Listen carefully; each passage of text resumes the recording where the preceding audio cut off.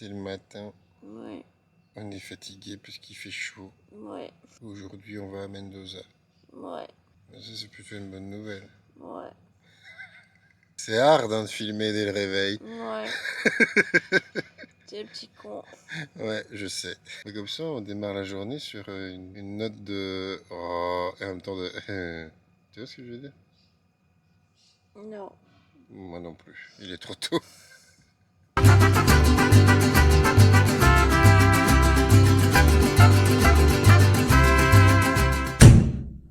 Derrière nous, nos vaches et nos chevaux. On est pour 2 jours de route vers Mendoza. Mais à ce rythme-là, ce sera 15 jours à mon avis.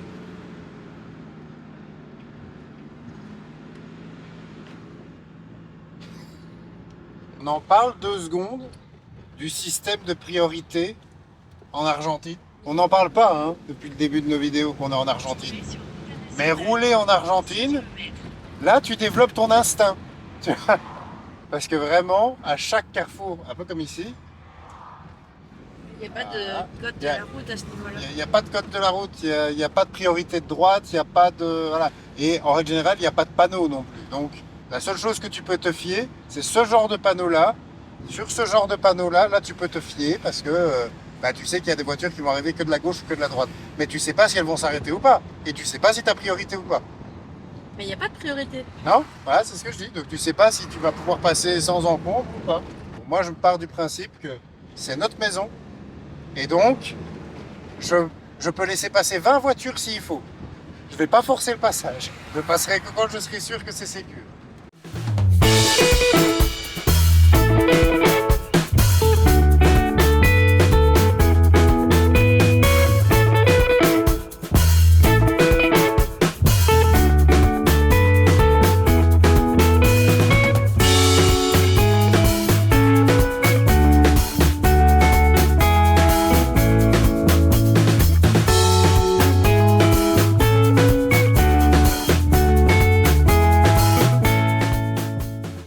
Soyons très clairs, entre les armatures qui sont là et des déchets un petit peu partout. C'est pas le meilleur spot qu'on ait eu, mais on est à côté de Mendoza, région qui est très fort connue en Argentine pour ses vins, notamment pour toutes les petites balades à vélo qu'on peut faire pour aller déguster de vignoble en vignoble. On va donc aller faire la route des vins de Mendoza, mais pas seulement, on va aller faire également d'autres choses.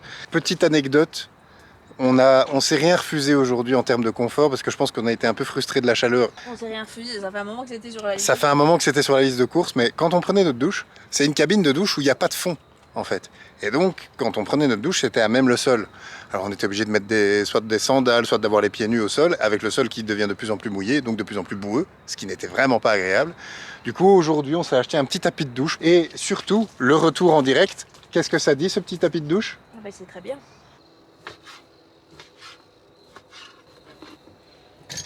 Qu'est-ce donc ceci? C'est un robot? Un robot, un mixeur. On a acheté un mixeur. Ça va varier la cuisine. Dans un mixeur, tu peux faire des soupes, tu peux faire du houmous, tu peux faire du pesto, tu peux faire de la salade de poulet. Tu peux faire de la viande hachée, parce qu'ici la viande hachée, Elle est pas très hachée. Ben, ça va être utile, hein. C'est pas un achat inutile. Et tu mets des pommes avec. Si. Ah mais non, ah putain.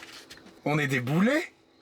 C'est pas vrai. Pour vous résumer ce qui est en train de se passer, on était en train de cuisiner, comme tu as pu le voir, et on avait un petit souci d'électricité, étant donné que les appareils ici sont sur les normes américaines. Qui dit normes américaines dit prise comme ceci.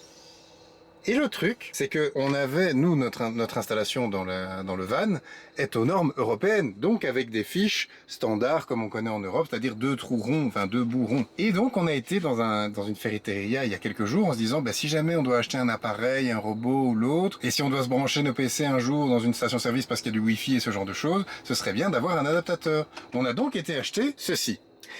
Et c'est un adaptateur, oui, mais ce qu'on n'avait pas pensé, c'est que c'est un adaptateur pour aller genre dans une station-service. Donc pour pouvoir le mettre dans la station-service et brancher nos appareils ici. Du coup, quand on a acheté le robot ici, on s'est dit bah oui, on a un adaptateur. Mais ça ne va pas rentrer là où on a du 220. Il va nous falloir un autre adaptateur pour ça. À la main, à l'ancienne. problème, c'est que je sais pas où est-ce qu'on va trouver un adaptateur comme ça maintenant. Vers le système électrique américain, c'est logique qu'ils aient. Mais du système électrique américain vers un système européen, je pense pas qu'il y ait. On va chercher. Et aujourd'hui, on a une activité qui est un petit peu surprise. Parce que c'est quelque chose que ni elle, ni moi n'avons jamais fait. Hein, c'est vrai. Mais tu voulais. Mais j'avais très envie. Depuis le début du voyage, j'ai très envie, quand on serait dans l'ouest argentin, de pouvoir passer dans un ranch. Et on va faire mieux. On va faire mieux que ça, parce qu'en fait, on va dans un ranch, mais surtout, on va aller faire une balade à cheval dans les montagnes. On n'a jamais fait cheval, ni elle ni moi, mais apparemment, ça pose pas de problème. Donc là, on va aller se balader en ville, attendre le guide, et puis on sera parti pour la balade. C'est balade à montagne, et puis c'est asado traditionnel argentin. Ah oui, c'est vrai, il y a un asado après. Oh, on va encore manger, on va encore nous traiter de bouchi sur YouTube. Mais on est des bouts de chivou.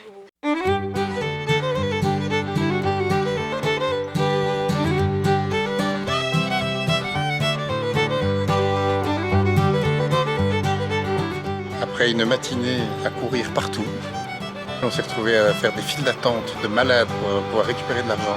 Qui n'avait pas. Qu'il n'avait pas, donc on a dû aller à un autre bureau. On était en retard pour on était presque en retard pour le rendez-vous. Mais là, ça y est, on est posé et on attend notre guide.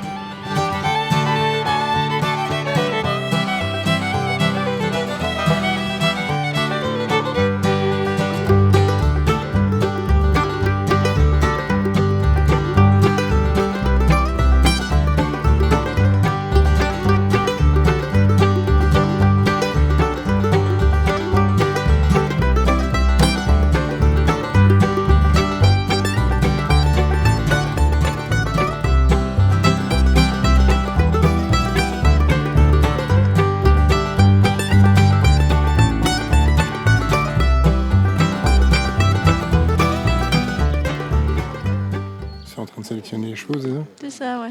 C'est où t'es en train de stresser? C'est moi où t'es en train de stresser? Non. Moi j'ai chanca et toi t'as chorero. Voilà. Je suis pas sûr que je vais arriver à filmer tout en conduisant mon cher cheval. Peut-être que ce plan-ci sera le plan de transition vers la fin de la balade.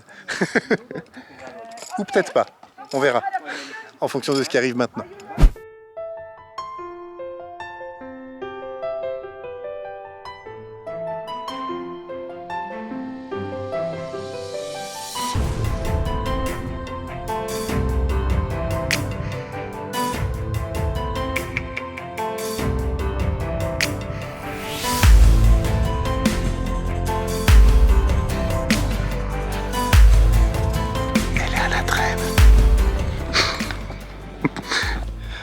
Ils nous ont expliqué en gros qu'ils étaient en liberté de base et que c'est pour ça en fait qu'ils sont très calmes. C'est pour ça qu'ici, alors que j'ai jamais fait de cheval, ils sont assez dociles et assez faciles à manier quoi. Et c'est une expérience qui est trop cool. Si un jour tu passes en Argentine et que tu passes du côté de Mendoza, vraiment je te conseille de passer par ici parce que la vue est magnifique. Il y a des fleurs de cactus tous les 3 mètres. Et alors la relation avec le cheval est plutôt cool quoi.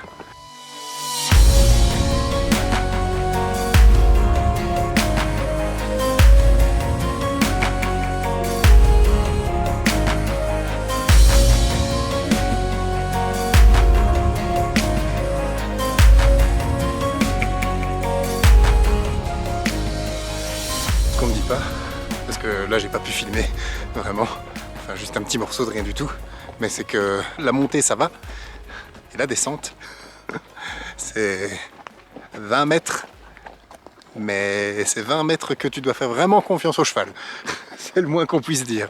À mon cœur, et la descente, faut faire confiance. Petites impressions de fin de soirée, j'ai mal partout. J'ai mal au cul, moi. J'ai mal aux muscles de mon fessier jusqu'à mes orteils. Honnêtement, si un jour tu dois passer près de Mendoza, c'est à faire. C'est à faire. C'est une activité à faire. Bon, par contre, on était dans un groupe avec des gens qui ne parlaient que anglais. Et après 3 mois d'espagnol, passer à l'anglais, la fois passée, honnêtement, j'ai cherché pendant 2 heures le mot demain. Alors que je connais le mot demain. Tomorrow. Sauf que dans ma tête, c'était Mañana. Et je dis non, c'est pas mañana. Et en fait, là, quand tu essayes de parler en anglais, c'est l'espagnol qui sort. Je comprends tout quand il me parle en anglais, il n'y a pas de souci. Par contre, parler en anglais, Il y a en plein milieu d'une phrase, t'as un mot espagnol qui en sort. plein milieu, 10 fois dans la phrase. Ouais, hein. ouais, ouais. Je dirais plutôt qu'en plein milieu de la phrase, t'as 2 mots anglais qui sortent et le reste, ils sortent pas. Juste après la balade, on a eu droit à un assado traditionnel. Magnifique, quoi. La viande était bonne, les accompagnements étaient bons, le vin était bon. Alors là, voilà, tu mixes ça avec les problèmes de langage. On était perdus. Et demain? Et demain, je vais avoir encore plus mal au cul parce qu'on va Ouais. faire du vélo. Demain, on fait du vélo. Aujourd'hui, on faisait du cheval. Demain, on fait du vélo. Allez, courage.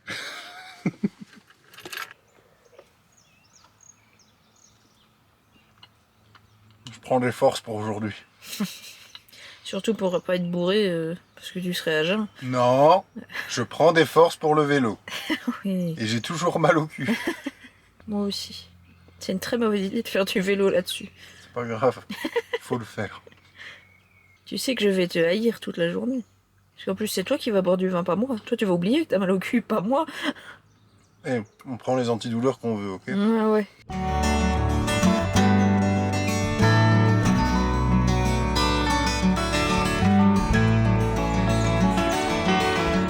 Pourquoi c'est toujours moi qui dois filmer en conduisant ou en...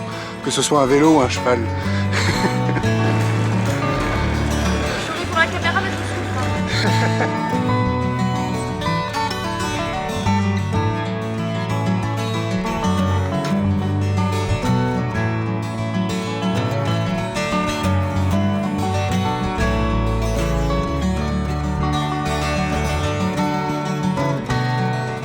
Je sens que cette journée va être très difficile pour mon foie. Notre passage à Mendoza s'achève déjà. 4 jours intenses qui nous auront permis de découvrir une ville magnifique. Que ce soit par ses rues, ses habitants, sa culture culinaire ou ses activités, cette ville aura su nous séduire. Elle reflète tellement bien le tempérament des Argentins, tranquille et accueillant. On termine cette soirée dans un des nombreux restaurants au cœur des vignobles qui propose une cuisine recherchée et généreuse. On fête ici, avec un mois de retard, l'anniversaire d'Elo. Elle avait expressément demandé d'attendre qu'on soit arrivé dans cette région afin de goûter le savoir-faire reconnu à travers tout le pays. Et bon sens qu'on n'a pas été déçus.